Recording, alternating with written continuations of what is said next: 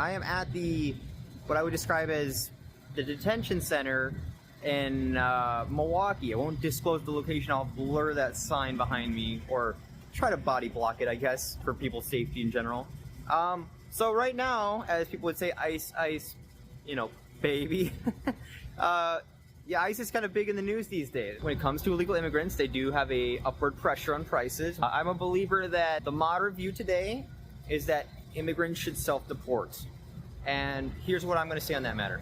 I think that if ICE catches you and you are an illegal immigrant in Wisconsin or any other state, right now they're seizing property, they're seizing your assets, they're grabbing whatever they can get from you, and you lose everything you have and earned and did here in the United States. Obviously, that's pretty rough. On top of that, if you get caught, they're talking about giving people 15-year bans from the U.S.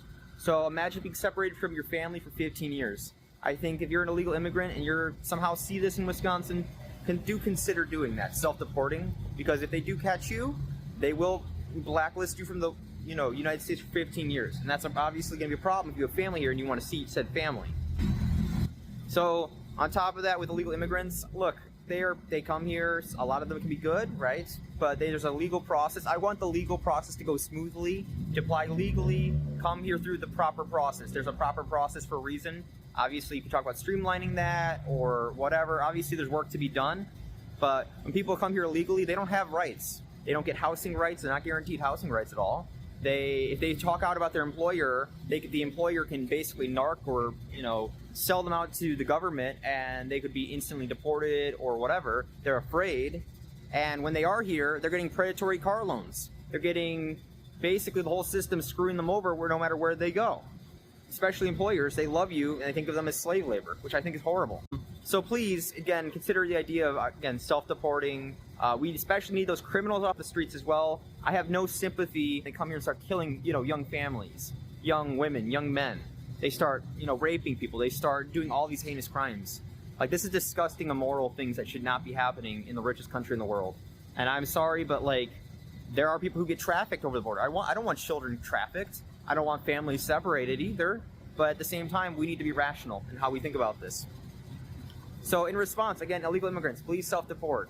Because if they catch you, they're going to 15-year ban you from the U.S. No family, you lose your assets. Transfer your assets to, if you have any items or anything, give it to the people here who are your family, or people here who you know. But you really need to approach it from the perspective of thinking forward in the future. Because being blacklisted from the U.S. and having everything you own taken, and being violently, taken down or grabbed or whatever, and they will come for you. They will. Again, illegal immigration. We had 20 million people come across the border. What do we see along with that? Resurfacing of, illnesses, not in the U.S. We talked about rapes, murders, crime rate went up. And these people, when they come in here, the system doesn't have money for them. The system doesn't have housing for them. The American dream is very different in other countries than here. Because they come here, housing's not affordable. Food is not affordable. Any of these elements are not affordable. Then they're going on maybe government programs, or they're trying to get assistance at the food banks. So they put pressure on the food banks to support both the local and the foreign populace, the illegal populace, whatever, right? I think that it can be obviously competition when it comes to working jobs and, the jobs that are in the community. I think that they can be competition in regards of traffic in the road or on the number of seats that are available on a bus. There could be a lot of traffic there.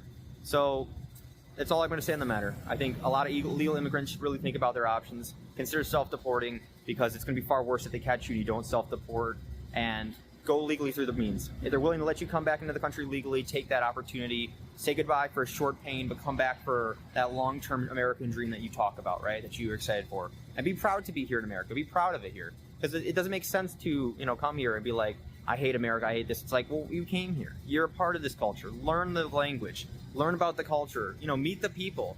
Everyone here is very friendly in the Midwest. We'd be happy to help you in whatever way we can.